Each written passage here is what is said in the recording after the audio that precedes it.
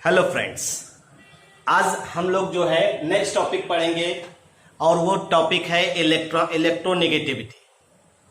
Electronegativity के बारे में आज हम लोग पढ़ेंगे। इससे पहले के प्रीवियस वीडियो में आपने आयोनाइजेशन एनर्जी के बारे में पढ़ा, इलेक्ट्रॉन अफिनिटी के बारे में पढ़ा। अब ये तीसरी पीरियोडिक प्रॉपर्टी है इलेक्ट्रोनेगेटिविटी। इलेक्ट्रोनेगेटिविटी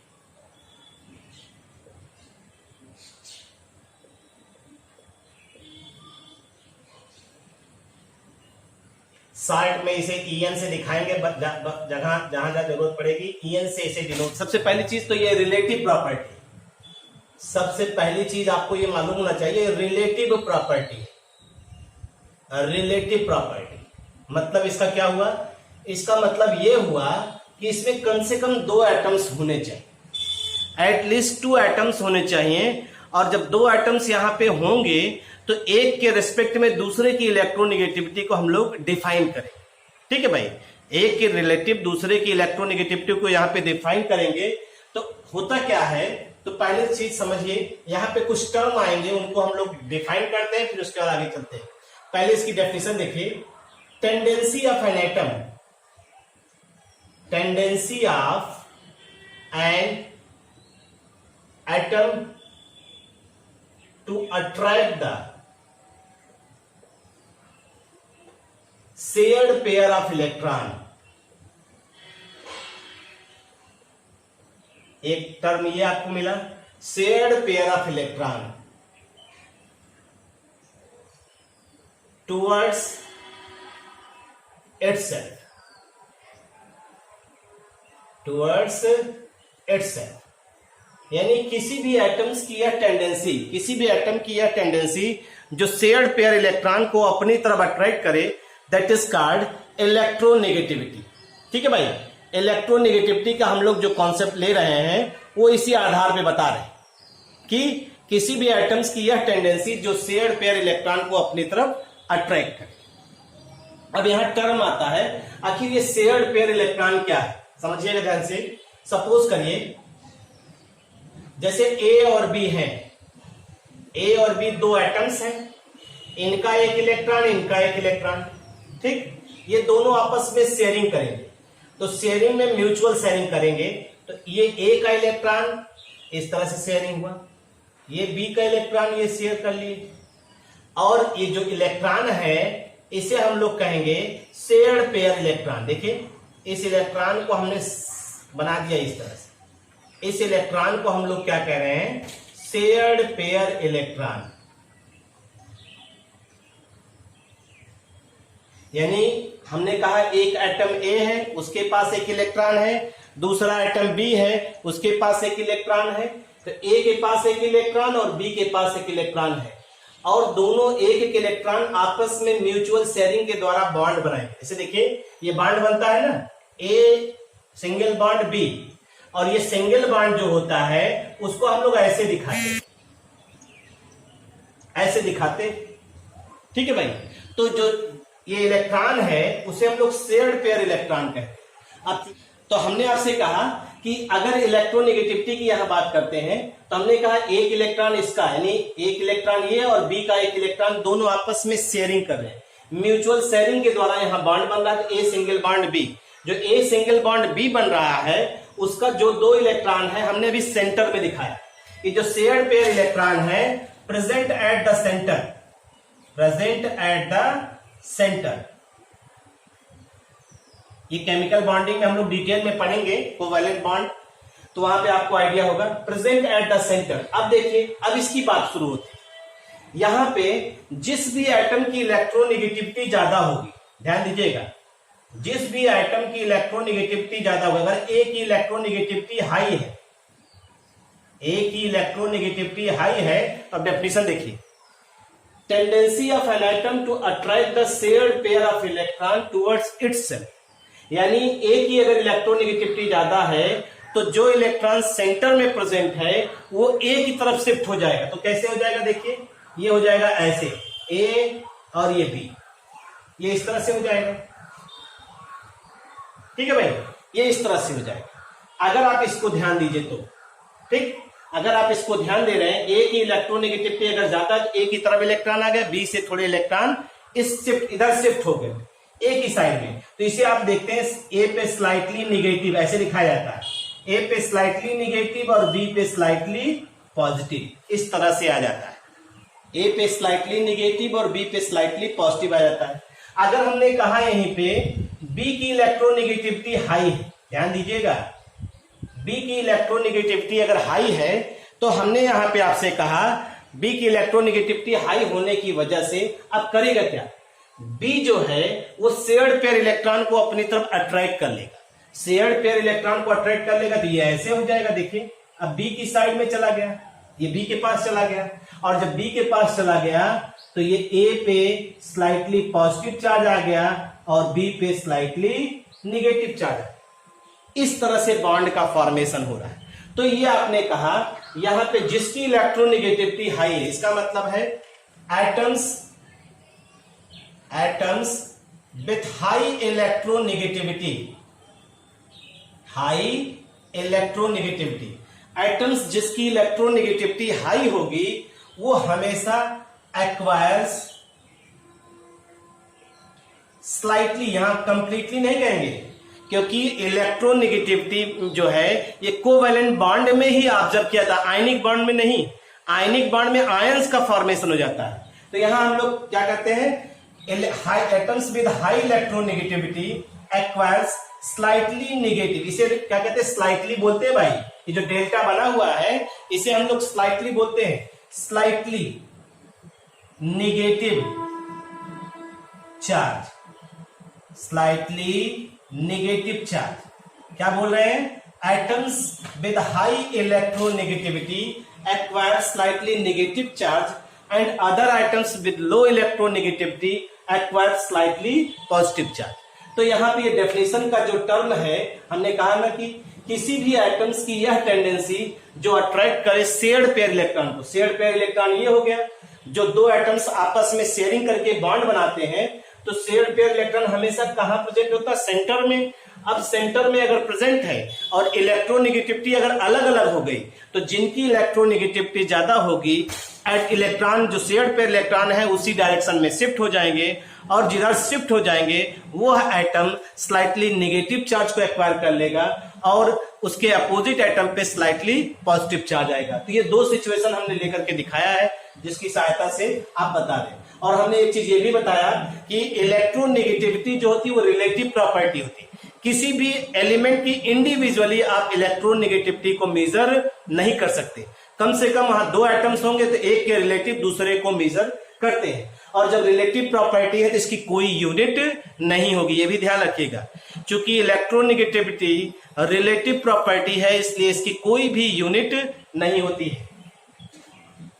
ठीक है भाई, इस चीज का आप ध्यान रखिएगा। अगर हम लोग इसी चीज को ऑब्जर्व करें और इसी को लेकर चले तो ये हमने कहा ना, since it is relative property, since it is relative property, hence have no unit, इसकी कोई भी यूनिट हम लोग ऑब्जर्व नहीं करते। ये ध्यान रखिएगा, ये सभी चीजें आपको ध्यान रहनी भी चाहिए भाई। ठीक, डिफरेंस लेकर चल रहे हैं हम लोग। डिफरेंस में हम लोग पहले लेंगे इनकी इलेक्ट्रॉन अफिनिटी को ले रहे हैं इधर, और इधर ले रहे हैं इलेक्ट्रोनेगेटिविटी। ये ध्यान रखिएगा, इलेक्ट्रॉन अफिनिटी और इलेक्ट्रोनेगेटिविटी। इलेक्ट्रॉन अफिनिटी जो होता है, यहां एटम्स जो होते हैं, इलेक्ट्रॉन को क्या करते हैं, एक्सेप्ट ऑफ इलेक्ट्रॉन, यहां इलेक्ट्रॉन एक्सेप्ट किया जाता है और यहां क्या किया जाता है, अट्रैक्ट किया जाता है। Attract the shared pair of electron towards itself, अपनी तरफ अट्रैक्ट करने की इसकी टेंडेंसी होती है, और यहाँ पे इलेक्ट्रॉन एक्सेप्ट करता है। ठीक है भाई। और दूसरी चीज जानते हैं, ये किसी भी सिंगल एटम के लिए डिफाइन किया जा सकता है, डिफाइन फॉर सिंगल एटम। ये किसी भी सिंगल एटम के लिए डिफाइन किया जा सकता है, डिफाइन फॉर सिंगल एटम। और एटम कैसा होता है तो मालूम ही होगा, आइसोलेटेड गैसियस एटम। कल बताया था हमने आपसे कहा कि प्रीवियस वीडियो देखते हुए चलिए, तो चीजें आपको धीरे धीरे कॉन्सेप्ट क्लियर होंगे आपको। ठीक है। और इसके लिए हमने कहा ना, ये रिलेटिव वैल्यू कम से कम कितने एटम्स चाहिए, 2। Required 2 atoms, required 2 atoms. ठीक, 2 एटम्स कम से कम यहां पे जरूरी है। ठीक है। और मोस्टली जो है कोवैलेंट बॉन्ड में ही इसको हम लोग ऑब्जर्व करते हैं, ये ध्यान रखिएगा। इसको कहां ऑब्जर्व करते हैं, कोवैलेंट बॉन्ड में हम लोग ऑब्जर्व करते हैं। ठीक। इसकी अपनी एब्सोल्यूट वैल्यू होती है, इसकी जो है अपनी एक numerical value, absolute value have absolute value. Electron affinity की एब्सोल्यूट वैल्यू होती है, और इसको हम लोग नॉर्मली किसमें एक्सप्रेस करते हैं, इलेक्ट्रॉन वोल्ट पर एटम या किलो जूल पर मोल में हम लोग मेजर करते हैं। ठीक है भाई। और इसकी जो है आप जानते हैं, इसकी कोई एब्सोल्यूट वैल्यू नहीं होती, क्योंकि ये रिलेटिव प्रॉपर्टी है, तो इसकी रिलेटिव वैल्यू होती है, ये इसकी रिलेटिव वैल्यू होती है। मतलब किसी दूसरे एटम्स को बेस मान करके आप दूसरे एटम्स की जो है वैल्यू को कैलकुलेट करते हैं। ठीक।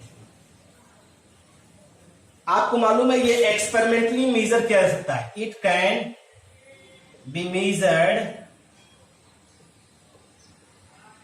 एक्सपेरिमेंटली,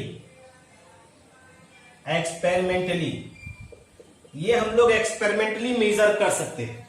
ठीक। और ये इट कैन नॉट, मतलब इसको एक्सपेरिमेंटली आप measure, it can not be measured experimentally. ठीक है भाई। एक्सपेरिमेंटली मेजर नहीं कर सकते, क्योंकि ये तो रिलेटिव वैल्यू, रिलेटिव प्रॉपर्टी, तो रिलेटिव वैल्यू कैलकुलेट कर सकते हैं, एक्सपेरिमेंटली आप मेजरमेंट नहीं कर सकते। एक और देख लीजिए, फिर आगे चलते हैं। डिफरेंस आप एक और देख लीजिए बस। किसी भी एटम्स के लिए इसकी वैल्यू कांस्टेंट होती है। For atom it is constant. किसी भी एटम्स के लिए इलेक्ट्रॉन एफिनिटी की वैल्यू जो है वो कांस्टेंट होती है, और ये कांस्टेंट नहीं होती किसी भी एटम्स के लिए, not constant for an atom. और उसका कारण जानते क्या है, जैसे इलेक्ट्रोनेगेटिविटी जो है, कौन सा एटम्स उससे जुड़ा हुआ है, कौन सा एटम्स जुड़ा हुआ है, जैसे हमारे आसपास कितने लोग हैं, वो हमारे ऊपर कैसा प्रभाव डाल रहे हैं, इस पे भी हमारा नेचर डिपेंड करता है।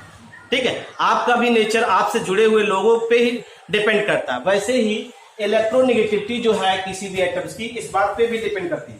It depends upon oxidation state of an atom.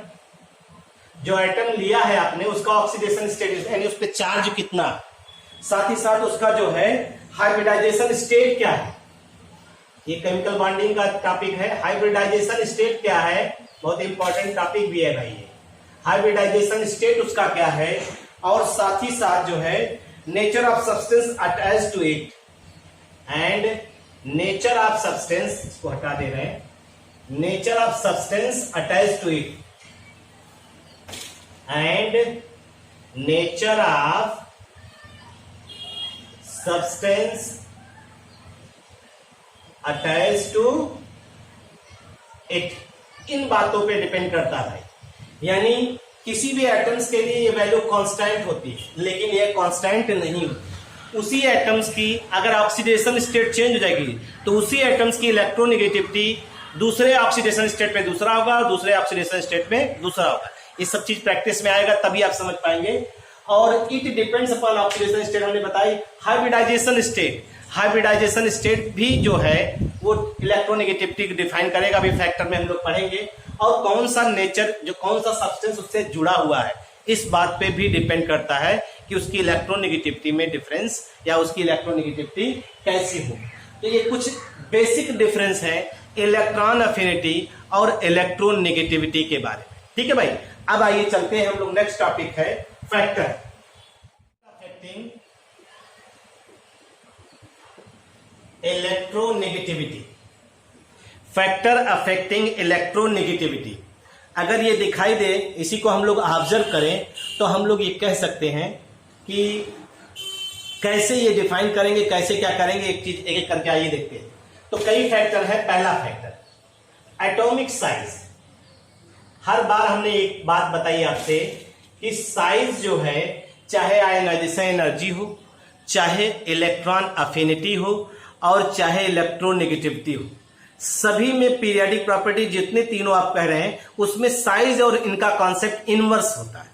Size और इनका कॉन्सेप्ट क्या होता है? इनवर्स होता है। यानी अगर एटॉमिक साइज ज्यादा है तो इलेक्ट्रोनेगेटिविटी कम। Atomic size inversely proportional to electronegativity, ये सीधा सीधा एक रिलेशन, इसको पढ़े रहिए। ये हर जगह लगेगा, ये हर जगह लगता है और ये बेसिक रूल है। साइज अगर छोटी है तो सीधे सीधे आप कहते हैं न्यूक्लियस का जो वैलेंस सेल पे फोर्स होगा वो ज्यादा होगा, और ज्यादा होगा तो जो वैलेंस सेल होता है वही शेयर्ड बॉन्ड बनाने में पार्टिसिपेट करता है, शेयरिंग करता है। तो जैसे न्यूक्लियस का रीच में कोई वैलेंस सेल इलेक्ट्रॉन आएगा तो उसको अपनी तरफ अट्रैक्ट करने की टेंडेंसी उसकी बढ़ जाएगी। तो ये बेसिक रूल है, बस इतना समझिए आप। एटॉमिक साइज, साइज अगर छोटी है, साइज अगर छोटी है तो इलेक्ट्रोनेगेटिविटी क्या होगी? ज्यादा। ये सीधा सीधा फैक्टर है, इसमें बहुत ज्यादा माथा पच्ची न करिए। न्यूक्लियर चार्ज, न्यूक्लियर चार्ज जो होता है वो रिलेटेड होता है atomic numbers, jets. Nuclear charge जो होता है वो किससे रिलेटेड होता है? एटॉमिक नंबर से रिलेटेड होता है। अगर इसी चीज को आप ऑब्जर्व करिए और इसी चीज को बताइए तो आप ये कह सकते हैं कि जितना ज्यादा न्यूक्लियर चार्ज होगा, जितना ज्यादा न्यूक्लियर चार्ज होगा, नहीं न्यूक्लियर चार्ज अगर बढ़ेगा तो साइज छोटी हो, साइज क्या होगी? डिक्रीज करेगी। अब अपने आप देखिए, साइज छोटी होगी तो इलेक्ट्रोनेगेटिविटी क्या होगी? इंक्रीज करेगी। तो इलेक्ट्रोनेगेटिविटी जो है इंक्रीज करेगा। तो इनका और इनका रिलेशन क्या हुआ? डायरेक्टली। तो यानी nuclear charge is directly proportional to electronegativity. ये हो, nuclear charge is directly proportional to electronegativity. अगर आप इसी चीज को ध्यान दीजिए तो इसके आधार पे आप ये कह सकते हैं भाई, इसके आधार पे आप ये बात कह सकते हैं कि किसी भी एटम्स की जो साइज है वो डिपेंड कर रही है किस बात पे? न्यूक्लियर चार्ज पे। अगर न्यूक्लियर चार्ज ज्यादा है तो साइज कम होगी, और साइज कम होगी तो इलेक्ट्रोनेगेटिविटी की वैल्यू अपने आप क्या होगी? ज्यादा होगी। ये फैक्टर हुआ। ये फैक्टर तो आपने पढ़े, ये सारे फैक्टर वहां पे है, वहां पर भी पढ़ा था, इसमें कोई चेंज नहीं। अब इसमें थोड़ा अलग कुछ फैक्टर्स हैं, आइए देखते हैं। जैसे नेक्स्ट फैक्टर आपका है तीसरा, charge on cation. Charge on cation, cation का मतलब पॉजिटिव आयन। कैटायन का यहां मतलब है पॉजिटिव आयन से है। अगर आपका पॉजिटिव आयन, पॉजिटिव आयन का मतलब क्या कह रहे हैं? पॉजिटिव आयन सीधे सीधे हम लोग कह रहे हैं, जैसे देखिए पॉजिटिव चार्ज है,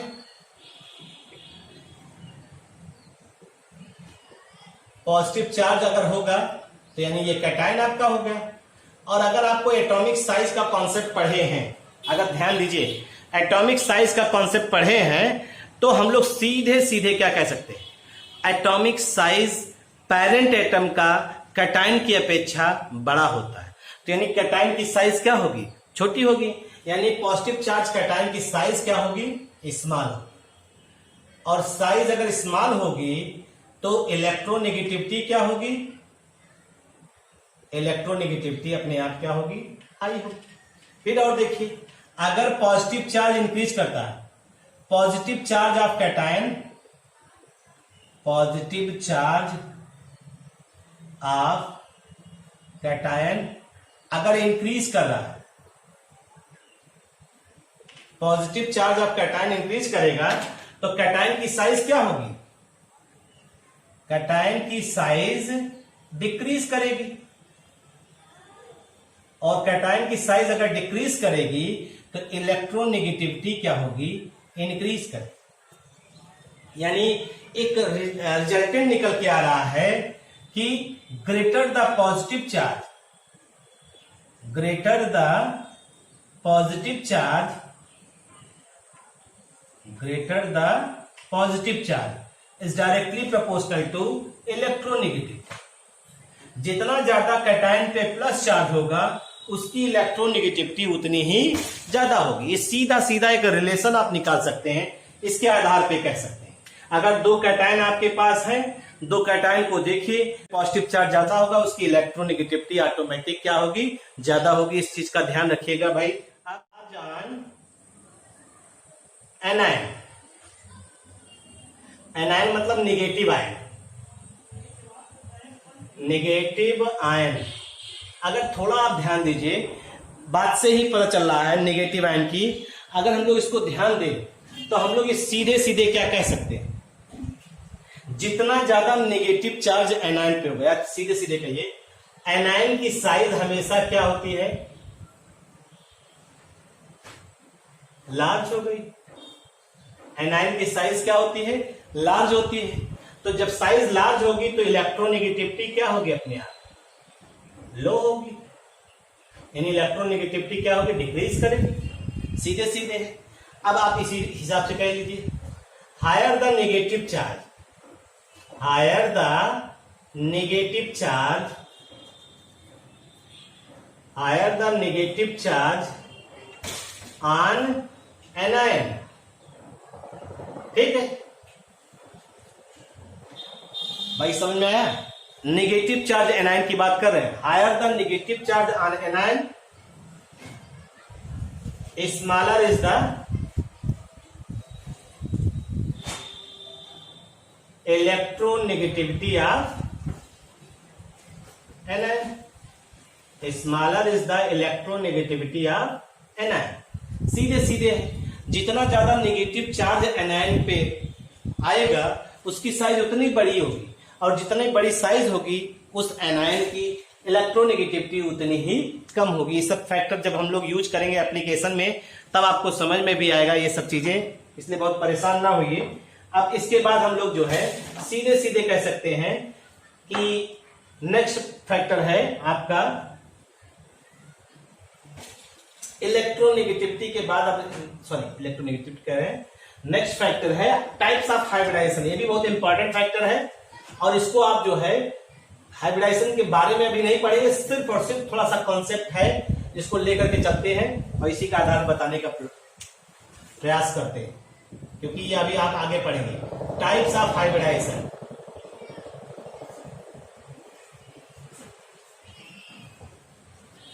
टाइप्स ऑफ हाइब्रिडाइजेशन, इसको थोड़ा सुन लीजिए। हम लोग पढ़ते क्या है बस समझ लीजिए इसको। ये पढ़ते देखिए, इसे पढ़ते हैं एसपी, इसे क्या पढ़ते हैं, एसपी पढ़ते हैं। इसे हम लोग जो है यहां पे एसपी पढ़ रहे हैं, और इसे क्या पढ़ते हैं, sp2, इसे क्या पढ़ते हैं, sp3। ये ध्यान रखिएगा। अगर आप इसको ध्यान दीजिए, ये हाइब्रिडाइजेशन पढ़ते हैं, इसे कहते हैं हाइब्रिडाइजेशन, और यहां हो गया ये हाइब्रिडाइजेशन। ये बहुत बेसिक चीज है, थोड़ा शार्ट में बता रहे हैं, समझने का प्रयास करिएगा। और यहां परसेंटेज ऑफ एस बोल रहे हैं और परसेंटेज ऑफ पी करेक्टर, ठीक है भाई।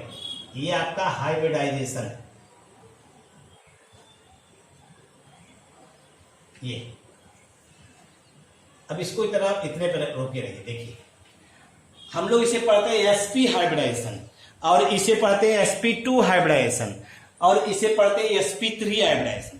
क्या पढ़ते हैं, sp, एक s और एक p, तो उसे बोलते हैं sp हाइब्रिडाइजेशन, sp2, और इसे बोलते हैं sp3। आप ध्यान दीजिएगा, sp का मतलब हो गया एक s और प्लस एक p, तो यानी 50 देखिए टोटल मिला के होते हैं 100 में जो है एक एस एक पी यानी बटे 2 कर दिया, इंटू 1 कर दीजिए, तो बराबर ये क्या आ जाएगा 50% यस हो गया, और 50% ही क्या बचा, 50% ही क्या होगा पी ना, पी करेक्टर आ गया। sp2 को देखिए, sp2 कैसे लिखेंगे, एक एस है, कितना पी है 2, एक एस है और 2 पी है ना, यही चीज तो आप दिखा रहे हैं। तो अगर हम इसको ध्यान दें तो इसको कैसे ऑब्जर्व करेंगे, टोटल 100 है, अब 100 1 और 2 मिला के कितना हुआ 3, इंटू 1 कर दीजिए तो ये आ जाएगा 33.33% यस, और ये आ जाएगा 66.66% पी।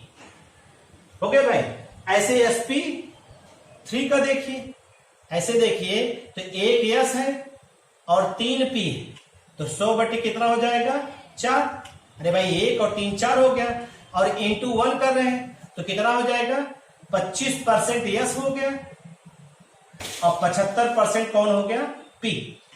यही तो कॉन्सेप्ट है। तो यहां पे देखिए हम लोग कह रहे हैं यहां 50% यस करेक्टर है, यहां 50% पी करेक्टर है, यहां 33% यस करेक्टर है, यहां 25% यस करेक्टर है, और यहां 66.66% है, यहां 75%। गौर से देखिए, बनाना इसी को था और इसी के हिसाब से समझाना भी आपको है। तो ये चार्ट आपको आना चाहिए, कैसे हमने परसेंटेज ऑफ यस करेक्टर निकाला है ये आप देख रहे हैं, इसको कैसे हमने यहाँ percentage of s character calculate किया हुआ है, इस चीज को आप ऑब्जर्व कर रहे हैं। ठीक है, अब अगर आप थोड़ा सा ध्यान दीजिए, हमने बार बार आपसे कहा प्रीवियस वीडियो में भी देखिएगा तो आपको ये सब चीजें दिखाई देंगी। या हमने बताया था कि वहां पे हमने एक टर्म बताया था कि जो न्यूक्लियस है, अगर आपको याद हो तो ये न्यूक्लियस हो गया, सबसे न्यूक्लियस के पास कौन पाया जाता है एस, फिर पी, फिर डी और फिर एफ, इसे हम लोग कहते हैं पेनिट्रेशन इफेक्ट। और हमने बताया था न्यूक्लियस का सबसे अधिक फोर्स किस पर लगता है, एस ऑर्बिटल पे, सबसे अधिक फोर्स जो है वो एस ऑर्बिटल पे लगता है। तो इसका मतलब है जिसमें एस करेक्टर ज्यादा होगा उस पर न्यूक्लियस का फोर्स ज्यादा होगा, जिसमें यस करेक्टर ज्यादा होगा उस पर न्यूक्लियस का फोर्स ज्यादा होगा, और न्यूक्लियस का अगर फोर्स ज्यादा है यानी न्यूक्लियर चार्ज ज्यादा हुआ, और न्यूक्लियर चार्ज ज्यादा होगा यानी देखिएगा ध्यान से, हम लिख दे रहे हैं एक line, atom with greater percentage of S character, greater percentage of S character experience greater force of attraction by nucleus। अब क्यों, क्योंकि न्यूक्लियस के ज्यादा पास है, ये न्यूक्लियस के ज्यादा पास है। अगर इसी कॉन्सेप्ट को हम लोग बेस माने तो इसका मतलब है जिसमें यस करेक्टर ज्यादा है, greater percentage of s character high है, तो देखिएगा ध्यान से, हाई है तो वहां पे न्यूक्लियर चार्ज क्या होगा, हाई होगा। न्यूक्लियर चार्ज ज्यादा होगा तो इलेक्ट्रोनेगेटिविटी भी क्या होगा, हाई होगा। यानी सीधे सीधे एक रिलेशन हो गया, percentage of s character is directly proportional to electronegativity. ध्यान दीजिएगा इसको, ये मेन चीज है इसका। किसी भी एटम्स में की परसेंटेज ऑफ यस करेक्टर जितनी ज्यादा होगी उसकी इलेक्ट्रोनेगेटिविटी उतनी ही ज्यादा होगी। तो इस आधार पे हम लोग ये कह सकते हैं कि जिसमें sp हाइब्रिडाइजेशन पाया जाएगा उसकी इलेक्ट्रोनेगेटिविटी सबसे ज्यादा, उस एटम की इलेक्ट्रोनेगेटिविटी सबसे ज्यादा होगी, और जिसमें sp2 पाया जाएगा उस एटम की इलेक्ट्रोनेगेटिविटी उससे कम होगी, और जिसमें sp3 पाया जाएगा उसकी इलेक्ट्रोनेगेटिविटी सबसे कम होगी। और अगर आप, अब चूंकि एग्जाम्पल आप पढ़ेंगे आगे चल के केमिकल बॉन्डिंग में पढ़ेंगे तो बहुत ज्यादा परेशान ना हो, सिर्फ इतने चीजों को समझिए। sp, sp2, sp3 में परसेंटेज ऑफ एस करेक्टर जिसका ज्यादा होगा इलेक्ट्रोनेगेटिविटी उसकी ज्यादा होगी। क्यों, क्योंकि जिसमें एस करेक्टर ज्यादा होगा न्यूक्लियस का फोर्स उस पर ज्यादा लगेगा, और न्यूक्लियस का फोर्स अगर ज्यादा लगेगा, न्यूक्लियर चार्ज ज्यादा होगा, तो ऑटोमेटिक है न्यूक्लियर चार्ज और इलेक्ट्रोनेगेटिविटी एक दूसरे के डायरेक्टली प्रोपोर्शनल होते हैं, डायरेक्टली प्रोपोर्शनल होने का मतलब अगर ये बढ़ेगा तो ये भी बढ़ेगा, तो इससे इसका संबंध क्या आ जाएगा, डायरेक्टली प्रोपोर्शनल हो जा रहा है। ये चीज आपका इलेक्ट्रोनेगेटिविटी का कॉन्सेप्ट है भाई, ठीक है भाई, ये इलेक्ट्रोनेगेटिविटी का कॉन्सेप्ट है। अब आइए नेक्स्ट चलते हैं, periodic variation, periodic variation of electronegativity, periodic variation of electronegativity. Periodic variation जब भी बोला जाएगा तो ये मान के चलिए ग्रुप और पीरियड की हम लोग बात कर रहे हैं। हम लोग किसकी बात कर रहे हैं, ग्रुप और पीरियड की बात कर रहे हैं। ग्रुप में हमेशा हम लोग टॉप टू बॉटम चलते हैं और पीरियड में हमेशा लेफ्ट टू राइट चलते हैं, इस बात का ध्यान रखिएगा भैया। तो पहले हम लोग ग्रुप की बात करते हैं, इन ग्रुप, ठीक है भाई, इन ग्रुप की बात कर रहे हैं। अगर हम लोग ग्रुप की बात करेंगे तो आपको मालूम ही है, ग्रुप में हम लोग टॉप टू बॉटम चलते हैं। एक जनरल ट्रेंड है जो हर जगह लागू होता है।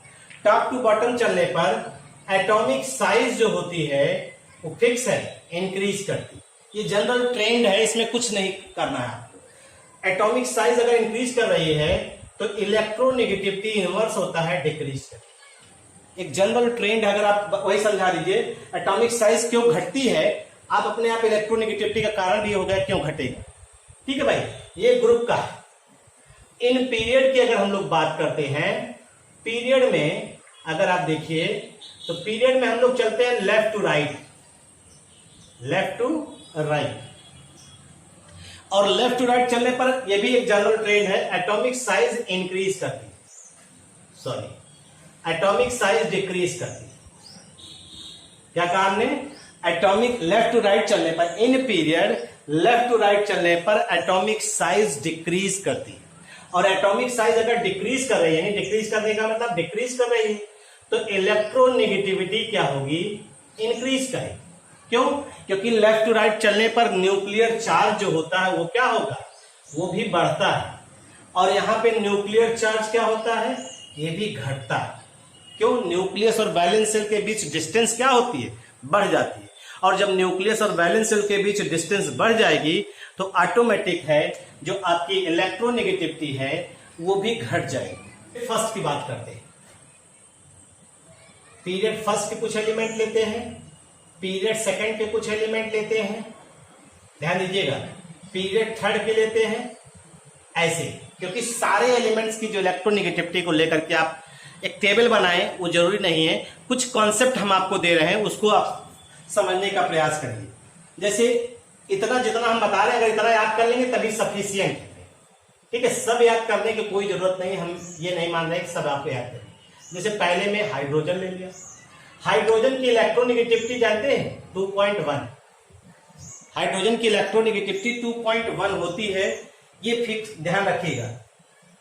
पीरियड सेकंड में अगर हम लोग चले तो पीरियड सेकंड में हम लोग चल रहे हैं कहां से जानते हैं, कार्बन, कार्बन के बाद नाइट्रोजन, नाइट्रोजन के बाद ऑक्सीजन, फिर fluorine, carbon nitrogen oxygen fluorine, इनकी याद रहनी चाहिए आप। फिर उसके बाद ग्रुप पीरियड थर्ड में आइए, फास्फोरस, सल्फर, क्लोरीन, इनकी याद होनी चाहिए, ठीक। और उसके बाद जो है हैलोजन में आपके कौन कौन आ जाते हैं, ब्रोमीन आ जाता है और आयोडीन। इनका आप इतने लोगों का याद कर लीजिए, इतने लोगों का अगर आप याद किए हैं तो बाकी काम चल जाए, ठीक। तो आपको मालूम है सबसे ज्यादा इलेक्ट्रोनेगेटिव एलिमेंट तो यही है, इसकी वैल्यू कितनी होती जानते हैं, 4, ठीक। इसकी वैल्यू जानते हैं कितनी होती है, 3.5, इसकी वैल्यू 3, क्लोरीन की भी कितनी वैल्यू होती है, 3, ब्रोमीन की 2.8, आयोडीन की 2.5। ये सब याद रखनी चाहिए भाई, इतनी कम से कम याद करिए आप। कार्बन की जो वैल्यू होती है 2.5, फास्फोरस और सल्फर की जो होती है, फास्फोरस की 2.1,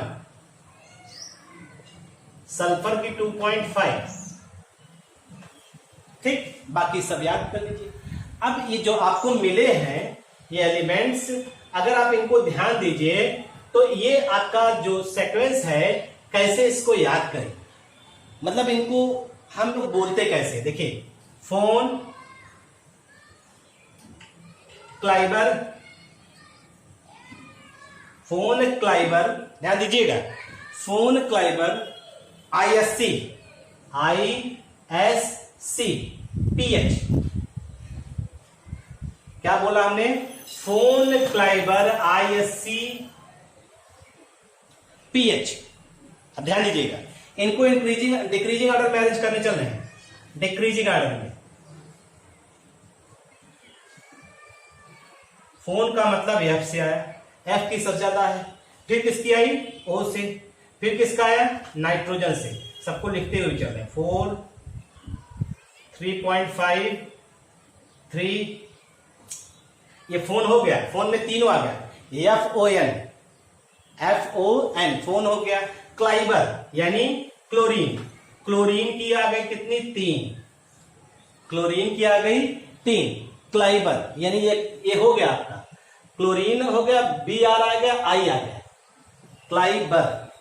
ब्रोमीन का आ गया कितना, 2.8, I का आ गया कितना, 2.5, हो गया ना, फोन क्लाइबर हो गया। ISC, I देखिए, I क्या रहा है, S सल्फर, C, ISC देखिए बराबर हो गया, ISC यानी 2.5, 2.5, और फिर PH, P का मतलब फास्फोरस, P, और फिर सबसे कम लास्ट में कौन आया, H, इनका कितना है, 2.1, 2.1। तो ये फोन क्लाइबर ISC, आप इसको देखिए, ये दोनों एक दूसरे के बराबर है, ठीक है, ये तीनों एक दूसरे के क्या हो गए, बराबर हो गए, और ये आपका दोनों जो है एक दूसरे का बराबर। अब बाकी आपका हो गया, देखिए सीक्वेंस। तो इसे पढ़ेंगे कैसे, फोन क्लाइबर ISC PH, फोन क्लाइबर ISC PH, इस तरह से आप इसको याद कर लीजिए। और इतने एलिमेंट्स का अगर आप याद किए हैं तो आपको कोई दिक्कत नहीं है। Scales for measurement of electronegativity, scales for measurement of electronegativity, ये ध्यान रखिए। पहला हम लोग पढ़ने चल रहे हैं पाउलिंग्स स्केल। अगर हम पाउलिंग स्केल की बात करते हैं तो पाउलिंग स्केल्स की सबसे बात हमने कहा कि आप जो भी वैल्यू निकालेंगे वो रिलेटिव होगा, जो भी वैल्यू निकालेंगे वो कैसी वैल्यू होगी, रिलेटिव वैल्यू। रिलेटिव किसी एक एटम्स के रेस्पेक्ट में दूसरे की वैल्यू आप कैलकुलेट कर रहे हैं, तो ये आपकी रिलेटिव वैल्यू हुई। अगर इसी को आप ऑब्जर्व करें, इसी को निकालने का प्रयास करें, तो यहां पे आपको देखिए, मान लीजिए AB 2 एटम्स हैं, सपोज करिए आपके पास क्या है, AB 2 एटम्स, AB 2 एटम्स हैं और मिलकर क्या बना रहे हैं, AB कंपाउंड बना दे रहे हैं, ठीक। तो अगर इसका आप निकालना चाहें तो कैसे निकालेंगे, फार्मूला देखिएगा, जाई A जाई B, जाई जो होता है ये इलेक्ट्रोनेगेटिविटी, अभी लिखेंगे क्या क्या चीज है, is equal to 2.08 under root EAB minus, फिर अंडर रूट में अंडर रूट है भाई, ध्यान रखिएगा, EAA इंटू EBB, ये है अंडर रूट में अंडर रूट है, ध्यान रखिएगा। ये आपका जो है, ये आपका दोनों है electronegativity of atoms A and B, ठीक है भाई। ये कांस्टेंट वैल्यू है, ये बॉन्ड एनर्जी है, bond energy of AB bond, यानी जो ये बॉन्ड है ये इसकी bond energy of AB bond, और ये क्या है, ये bond energy of AA bond, and B bond दोनों साथ लिख दे रहे हैं ये।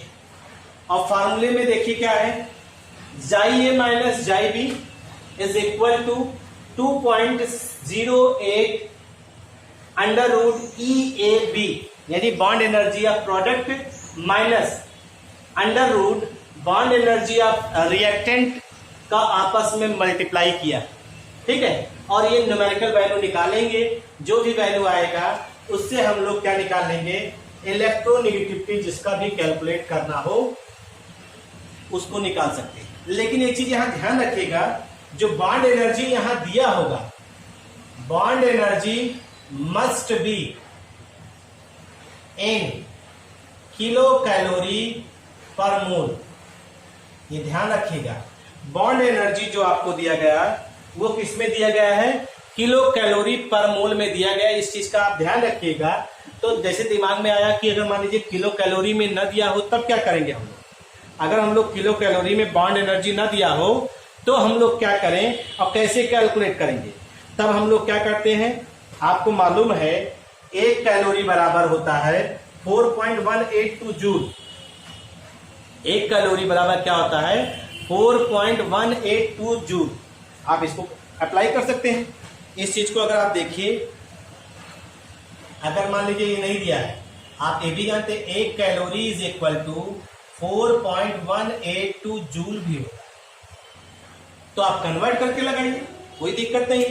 F bond energy in kilo joule per mole में दिया है। ठीक है, bond energy in kilo joule per mole में दिया है, तो बस करना क्या है, यही वैल्यू चेंज कर देनी, यही वैल्यू चेंज कर देनी है। और यहां ध्यान रखिएगा, ये फार्मूला हो जाएगा जाई ए माइनस जाई बी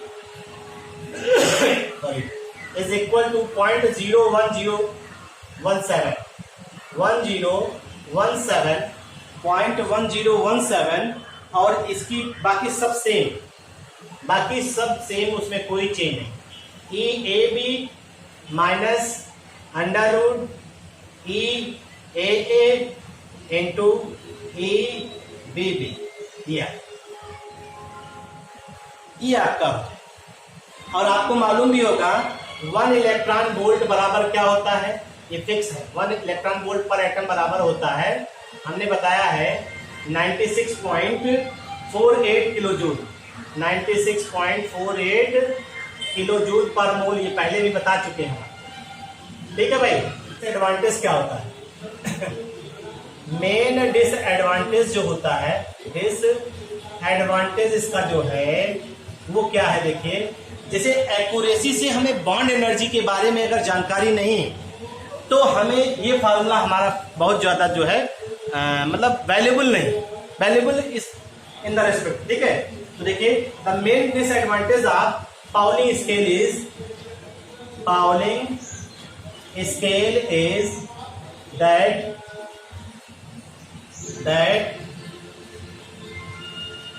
the bond enthalpy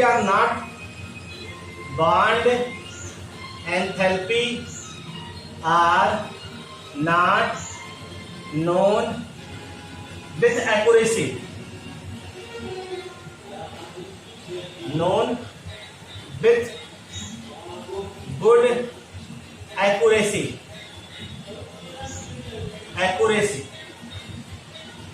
ठीक है, for many elements।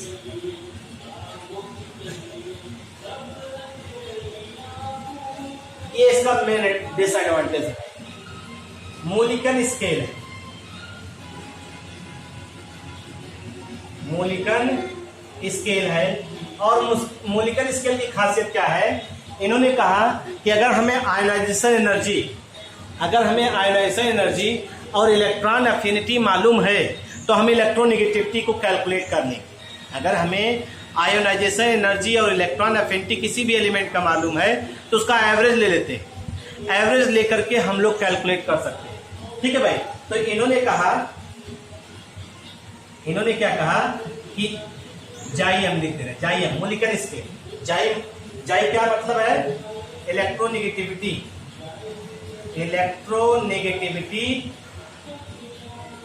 On मोलिकन scale, ध्यान रखिएगा, मोलिकन स्केल। और ये हो जाएगा आपका Xim बराबर आयोनाइजेशन एनर्जी और प्लस इलेक्ट्रॉन अफिनिटी बाई 2। ये फार्मूला, ये आपका फार्मूला देख लीजिए इसको, तो हम इसको हटा रहे हैं।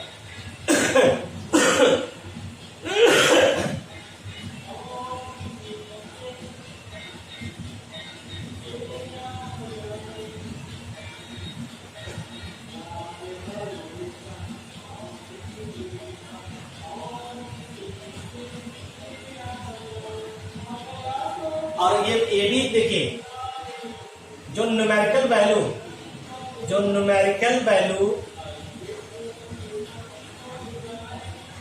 obtained from Mulliken scale,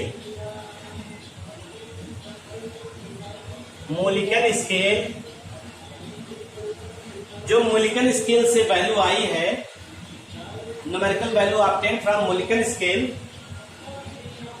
of an electronegative of an element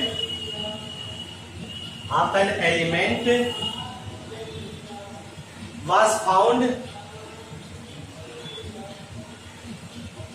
2.8, मतलब 2.8 टाइम्स रहता है ऊपर, ठीक है। 2.8 ऑफ द पाउलिंग स्केल। अब खुद सोच लीजिए, जो पाउलिंग स्केल की वैल्यू आई है वो मोलिकन स्केल की वैल्यू से कितना गुना जाता है, 2.8 टाइम्स। इसका मतलब है Xim is equal to 2.8 into आपका जो उनका स्केल पे आया था पाउलिंग स्केल इंटू Xip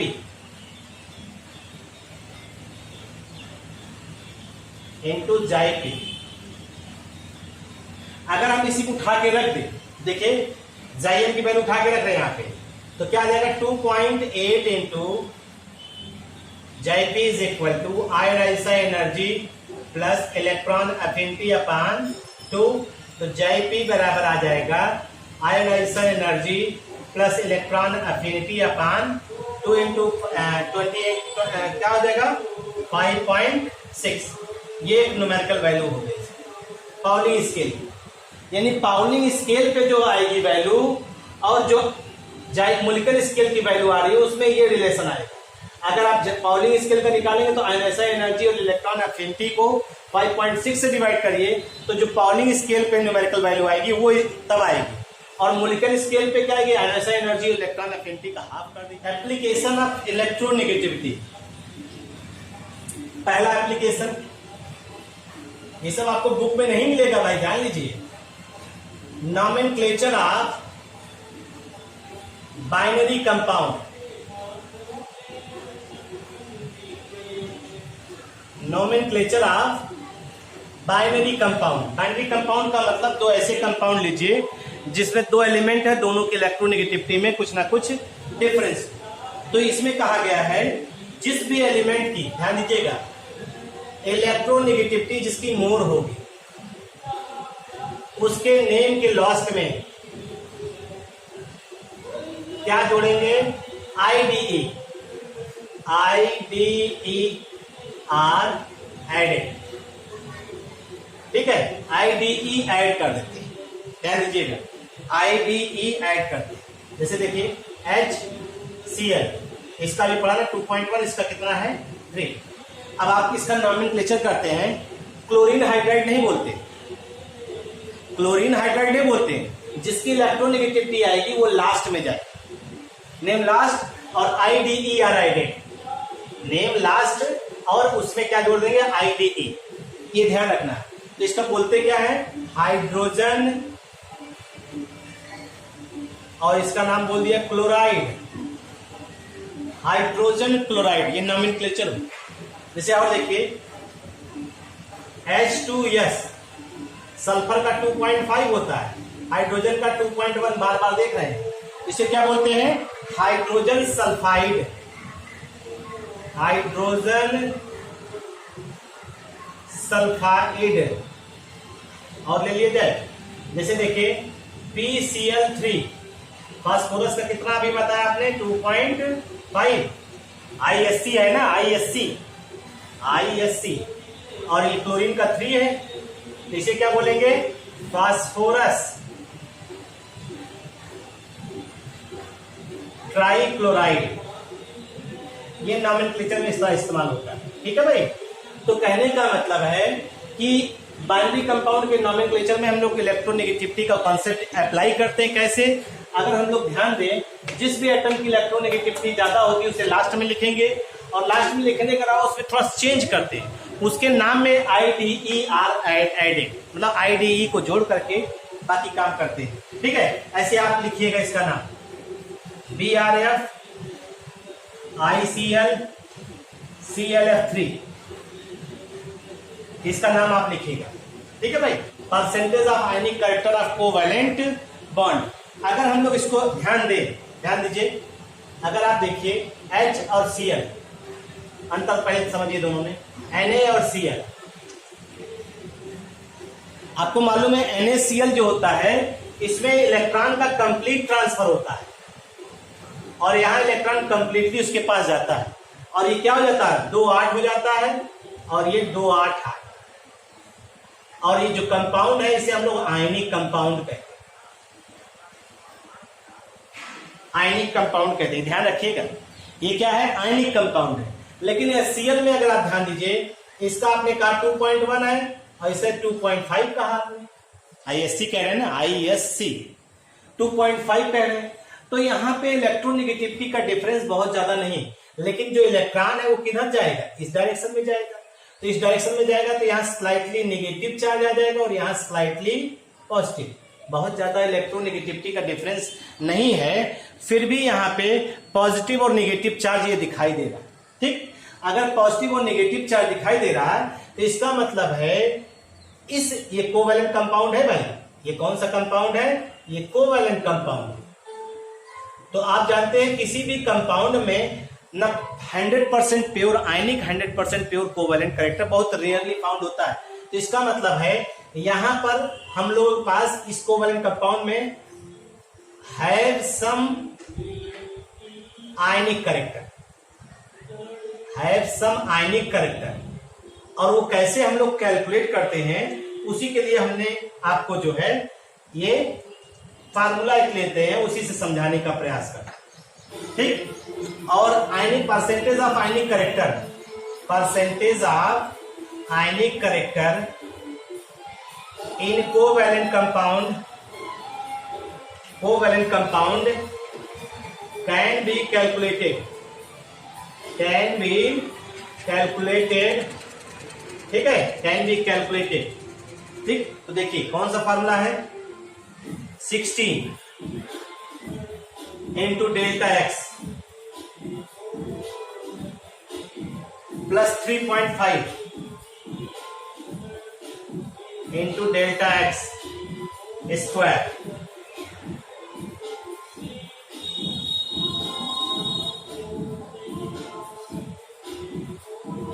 यानी जो डिफरेंस है इलेक्ट्रोनेगेटिविटी का, ये जो डिफरेंस है इलेक्ट्रोनेगेटिविटी, हमेशा ये पॉजिटिव वैल्यू लगाएंगे, इसलिए बॉन्ड लगा दिया भाई। ठीक है, पॉजिटिव वैल्यू ही लेंगे।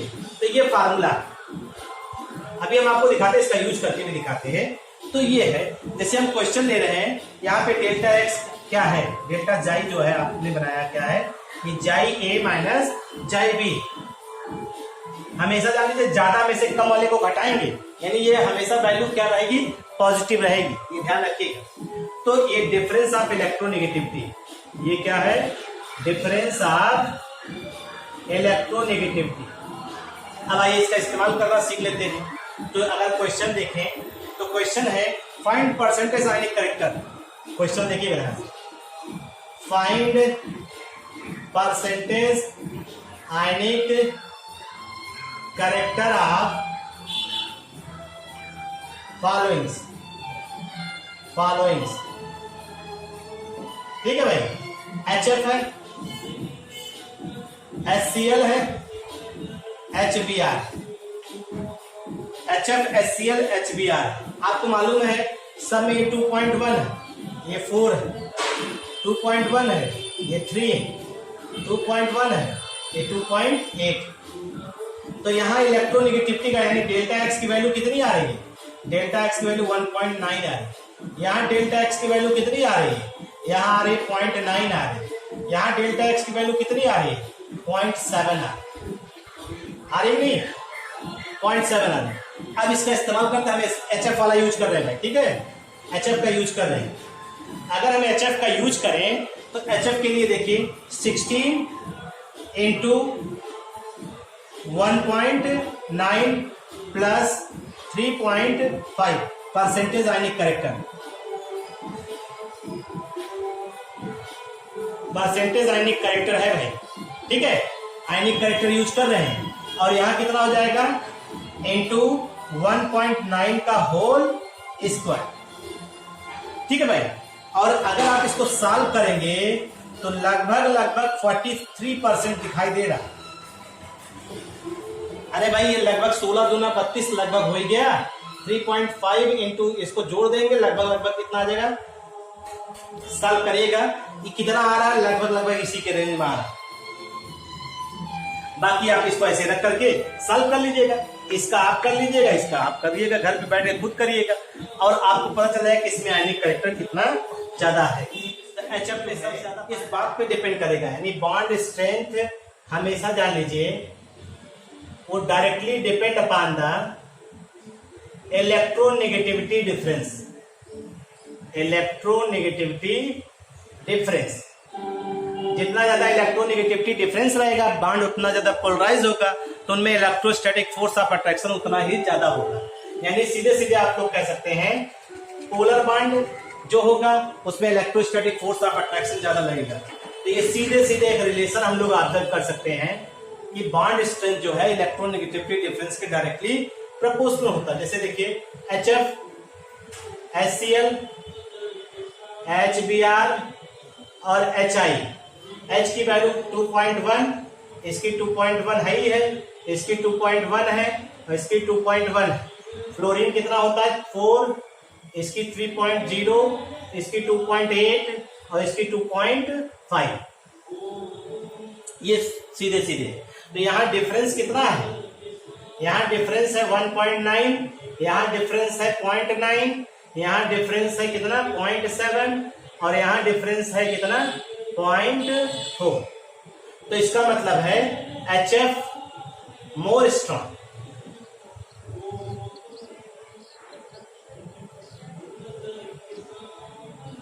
मोर स्ट्रॉन्ग, ठीक है।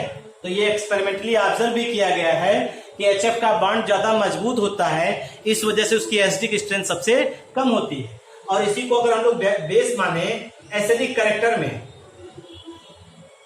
एसिडिक करेक्टर में बेस माने तो हम लोग कह सकते हैं HI जो होता है more acidic then HBr then HCl और देन HF, ठीक है भाई। इस तरह से एक सीक्वेंस होता है। ये एसिडिक करेक्टर क्या हो रहा है? डिक्रीजेस। ये भी इंपॉर्टेंट टॉपिक है भाई, ये भी इंपॉर्टेंट टॉपिक है, ये P ब्लॉक में पढ़ेंगे भी, 12th लेवल तक है, लेकिन यहां जाए रहिएगा। और इसकी बॉन्ड एनर्जी जो होती है सबसे लो होती है, बॉन्ड एनर्जी लो, और इसकी बॉन्ड एनर्जी क्या होती है? हाई होती है। बॉन्ड एनर्जी इसकी हाई होती है, इसकी लो होती है, और इस वजह से टूट करके H+ आयन रिलीज करने की टेंडेंसी शो करता है, ठीक है भाई। Metallic and non metallic character, metallic and non metallic character, metallic and non metallic character. Metallic और नॉन मेटेलिक करेक्टर की अगर हम लोग चर्चा करते हैं तो इसमें क्या बताया गया है? इसमें कहा गया है जिनकी इलेक्ट्रोनेगेटिविटी हाई होगी, जिनकी इलेक्ट्रोनेगेटिविटी हाई होगी वो नॉन मेटल, वो नॉन मेटल होंगे, ध्यान रखिएगा, ठीक। किस वजह से कह रहे हैं? क्योंकि इनकी इलेक्ट्रॉन अट्रैक्ट करने की टेंडेंसी हाई होगी, इलेक्ट्रॉन अट्रैक्ट पावर हाई होगी, ठीक है भाई। और जिनकी इलेक्ट्रोनेगेटिविटी लो होती है वो मेटल होते हैं, क्योंकि वो इलेक्ट्रॉन अट्रैक्ट करने की टेंडेंसी कम शो करते हैं, लो होती है। इलेक्ट्रॉन अट्रैक्ट करने की टेंडेंसी जो इनकी होती है वो लो होती है। तो इस आधार पे भी आप मेटालिक और नॉन मेटालिक कैरेक्टर बता सकते हैं। एंड बेस,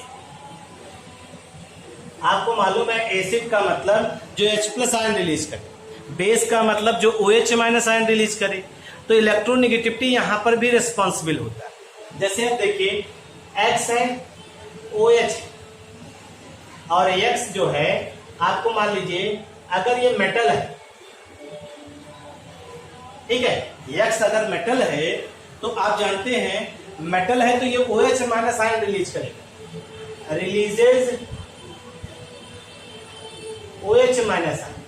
ध्यान दीजिएगा, तो ये कैसा हो जाएगा, बेस हो जाएगा।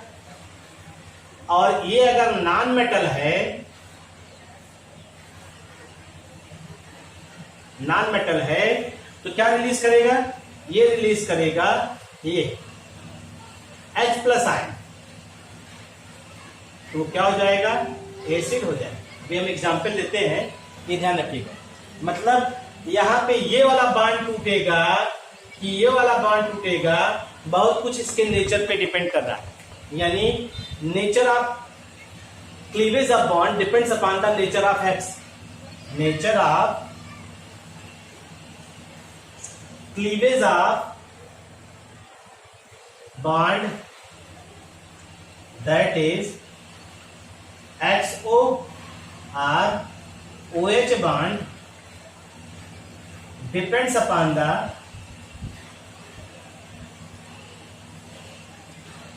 nature of X। यानी जो X का नेचर है वो ये डिसाइड करेगा कि यहाँ X और O वाला बॉन्ड टूटेगा तो O और H वाला बॉन्ड टूटेगा, क्योंकि तब इलेक्ट्रोनेगेटिविटी के आधार पे आप इस चीज को एक्सप्लेन करेंगे। तो आइए इसी को देखते हैं और देख करके समझने का प्रयास करते हैं हम लोग। कोई बहुत बड़ी बात नहीं है, बस सिंपल सी है, अगर आप देखेंगे तो आपको आइडिया हो जाएगा। जैसे हम NaOH ले रहे हैं और हमने ले लिया HNO3,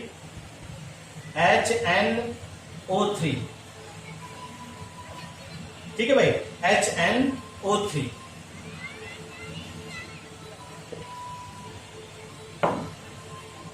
nitrogen double bond O, single bond OH। ये अब देखिए सोडियम की बात कर रहे हैं। सोडियम, एक चीज और ध्यान रखिएगा, जो मेटल होते हैं, मेटल की इलेक्ट्रोनेगेटिविटी <2 होता है, ये भी ध्यान रखिएगा।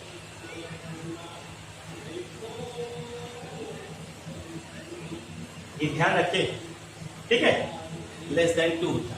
अब आप देखिए यहाँ पे, तो यहाँ सोडियम है, यहाँ ऑक्सीजन है, यहाँ हाइड्रोजन। इसकी इलेक्ट्रोनेगेटिविटी तो आपको मालूम है 2.1, इसकी 3.5 है। और सोडियम की इलेक्ट्रोनेगेटिविटी आपको मालूम है, सोडियम लगभग 1 के रेंज में। तो इनका डिफरेंस कितना हुआ, इनका डिफरेंस हुआ लगभग 1.4 और इनका डिफरेंस कितना हुआ, इनका डिफरेंस हुआ लगभग 2.5। तो डिफरेंस ज्यादा है तो यह वाला बॉन्ड टूटेगा। Due to large difference in electronegativity value of sodium and oxygen, cleavage of NaOH bond takes place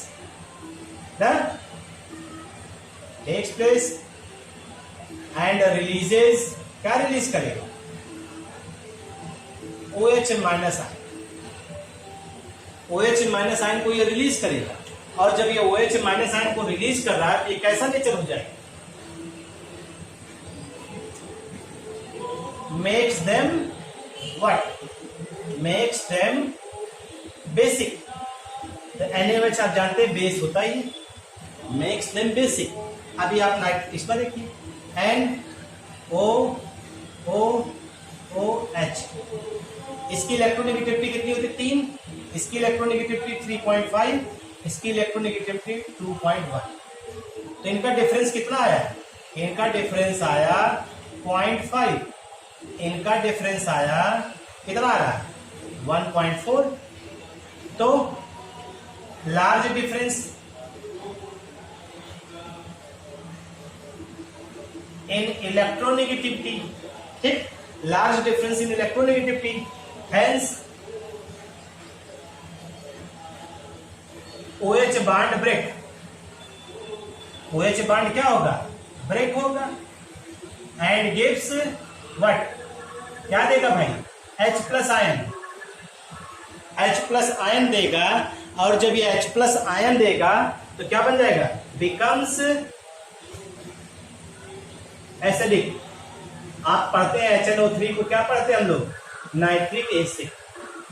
nitric acid. तो सीधे सीधे हम लोग कह सकते हैं इलेक्ट्रोनेगेटिविटी डिफरेंस ज्यादा है तो बॉन्ड जल्दी टूटेगा, और बॉन्ड जल्दी टूटेगा तो बॉन्ड टूटने के बाद वो OH माइनस आयन निकाल रहा है कि H प्लस आयन निकाल रहा है। अगर वो OH माइनस आयन निकालेगा तो बेस होगा, और H प्लस आयन निकालेगा तो वो एसिड होगा। ये आपकी इलेक्ट्रोनेगेटिविटी का कॉन्सेप्ट खत्म हुआ। इसको ठीक से पढ़ डालिएगा। जो भी क्वेश्चन आपको परेशान कर रहा हो उसको देखिए, अगर नहीं आ रहा हो तो चैट बॉक्स में बताइए, उसको नेक्स्ट फिर दूर किया जाएगा। इतनी बातों को पढ़ डालिए, बाकी की बातें नेक्स्ट वीडियो में। Thank you.